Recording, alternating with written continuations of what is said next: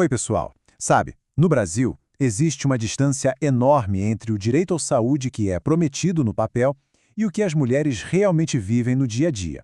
Nessa análise de hoje, a gente vai mergulhar fundo nessa questão, olhando para a batalha pela autonomia do corpo, para as políticas públicas que deveriam proteger e para a violência que muitas vezes aparece no lugar do cuidado. E essa frase aqui, ela é a grande ideia que guia toda a nossa conversa. O corpo da mulher não pode ser um território de controle, mas sim de autonomia. É sobre a luta pelo direito básico de poder decidir, sem pressão, sem discriminação e, principalmente, sem violência. Para a gente começar a entender essa pergunta, vamos pensar na história de uma mulher que a gente vai chamar aqui de Ana. Imagina a cena. Ela chega no hospital para ter o filho, um momento que deveria ser único, mas a experiência dela acaba sendo marcada por procedimentos feitos sem ela consentir, por abuso verbal, e isso deixa traumas que duram a vida toda.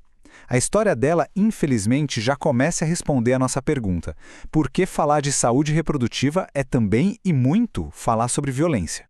Para a gente aprofundar, nossa análise vai ter 4 momentos. Primeiro, a batalha pela autonomia.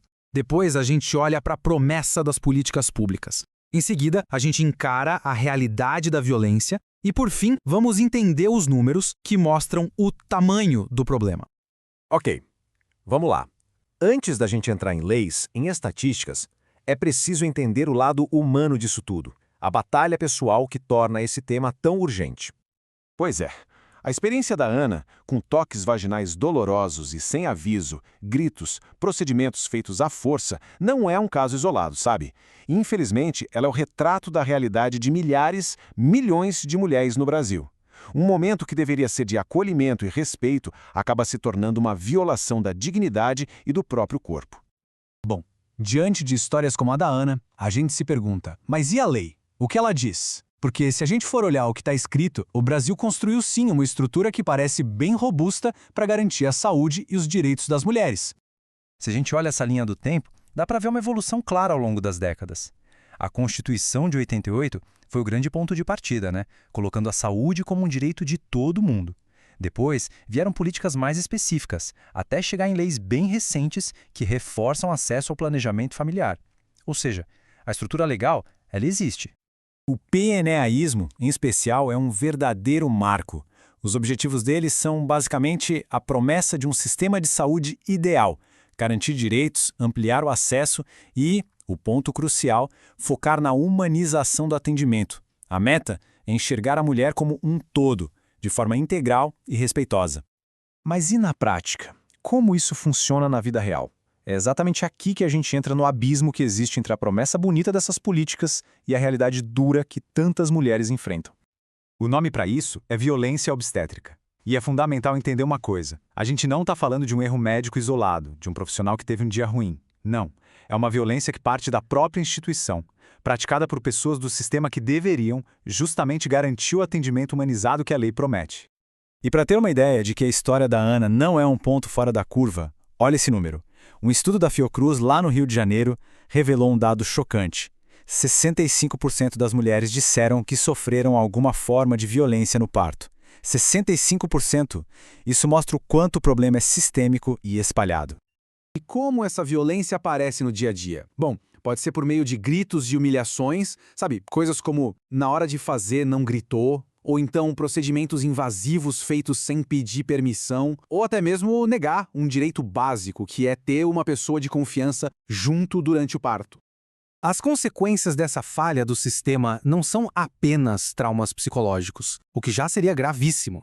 Elas são medidas em vidas perdidas. E os dados de mortalidade materna revelam isso de uma forma bem trágica.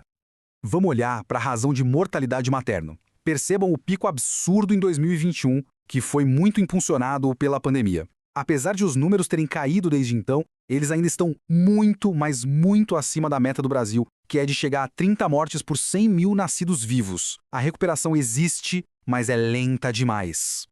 E por que essas mulheres morrem? As principais causas, como hipertensão e hemorragia, são velhas conhecidas da medicina. O mais trágico de tudo é que 9 em cada 10 dessas mortes são consideradas evitáveis. Evitáveis! Com um pré-natal bem feito e um atendimento de qualidade na hora do parto. E a desigualdade no Brasil fica escancarada aqui. O lugar onde uma mulher mora pode, literalmente, determinar se ela vive ou morre. A taxa de mortalidade em Roraima, por exemplo, é mais que o dobro da média nacional. A diferença é gigantesca. E essa desigualdade não é só geográfica, ela tem cor. Em 2023, a taxa de mortalidade materna entre mulheres negras foi muito maior que a média do país. É a prova clara do racismo estrutural que existe dentro do nosso sistema de saúde. Então, qual é a resposta para essa crise? O Ministério da Saúde lançou um plano de ação com algumas metas bem ambiciosas. Uma delas, que é um foco específico e urgente, é reduzir pela metade a mortalidade entre as mulheres negras. A estratégia passa por fortalecer o cuidado, treinar melhor os profissionais e garantir o acesso a métodos contraceptivos. E assim, a gente volta ao começo de tudo. A jornada para transformar a lei em prática é longa, cheia de obstáculos. Os dados mostram que a negação da saúde reprodutiva é, sim, uma forma de violência de gênero. A pergunta que fica no ar e que não quer calar é: o que precisa acontecer para que o direito à autonomia sobre o próprio corpo deixe de ser só uma promessa no papel e se torne, finalmente, uma realidade para todas as mulheres?